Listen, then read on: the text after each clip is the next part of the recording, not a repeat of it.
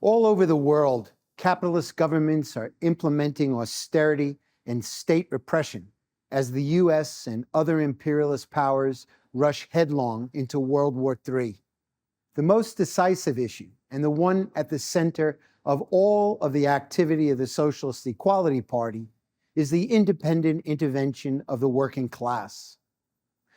We are addressing the great mass of working people who are politically disenfranchised by the capitalist two-party system and prevented from expressing their deep hostility to war, social inequality, and police repression.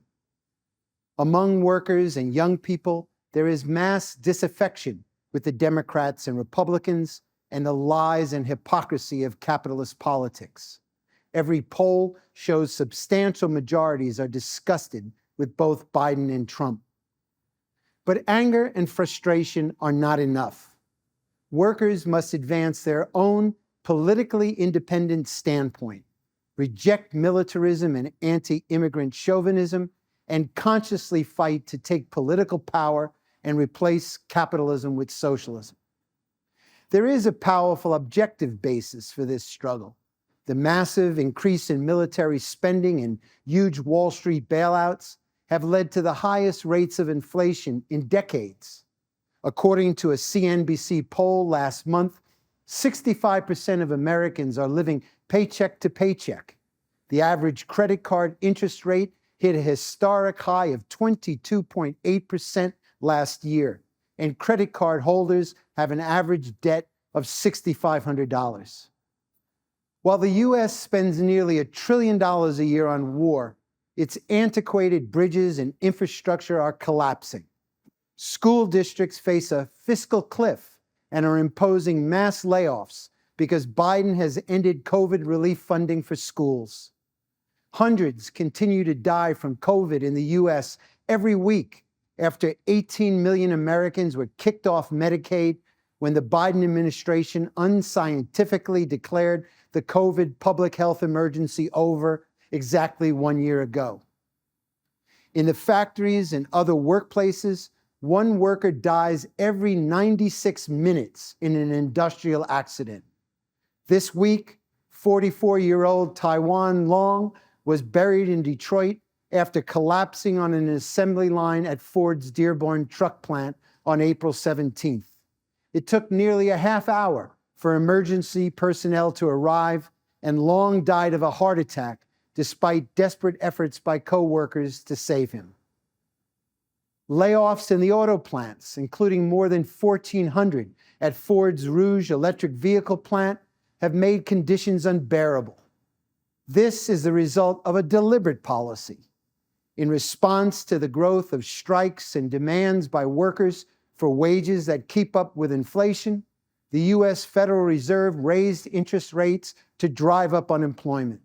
In the first quarter of 2024 alone, Ford, Tesla, Stellantis, UPS, Microsoft, Google, Amazon, and other corporations announced more than 250,000 job cuts. Artificial intelligence, automation, and other technologies, which in a rational world would be used to shorten work hours and vastly improve living conditions, have instead been used to throw workers into the streets and threaten their families with hunger and homelessness. In other words, the American ruling class is waging a war on two fronts: imperialist war abroad and social counter-revolution at home. And it is terrified that the opposition among young people to the genocide in Gaza and the expanding global war will arouse the working class, the immense social force which has the power to overthrow the warmongers and their capitalist system. That is why Biden and the Democrats are working with the fascists and real anti-Semites in the Republican Party to criminalize the protests on college campuses. The SEP calls on workers to take action to defend the students, including strikes and mass demonstrations to stop the production and shipment of weapons to Israel, Ukraine, and other US client states. In rallying to defend the rights of students, workers will be defending themselves. It will be workers' sons and daughters who will be dragged off to war. Workers will be told to accept the destruction of their wages, pensions, and social programs to pay for war. The police brutality and mass arrests on the campuses, moreover, are only a dry run for state violence against the working class. Last month, University of Texas students chanted, "We are not afraid of you," when state troopers on horseback and with riot shields threatened them. This expresses the militant mood of resistance that is growing in the working class. There is no lack of courage and determination among workers and youth.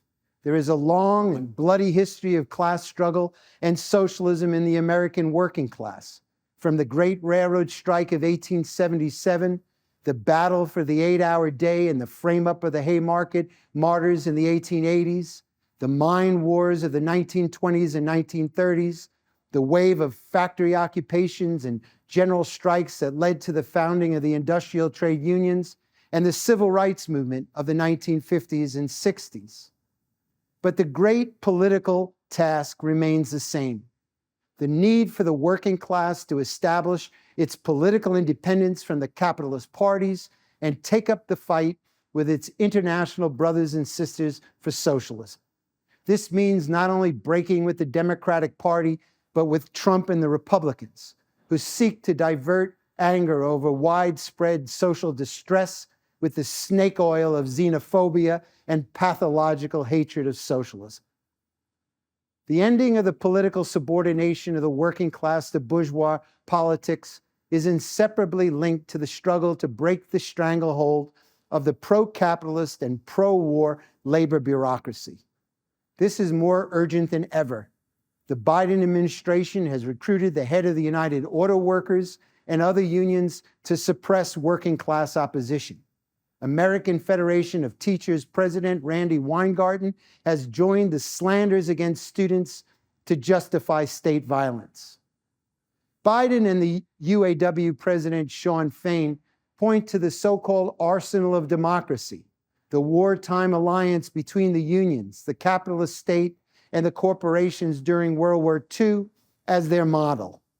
But today, they plan to go much further than the wartime ban on strikes and the jailing of Trotskyists as they did during World War II.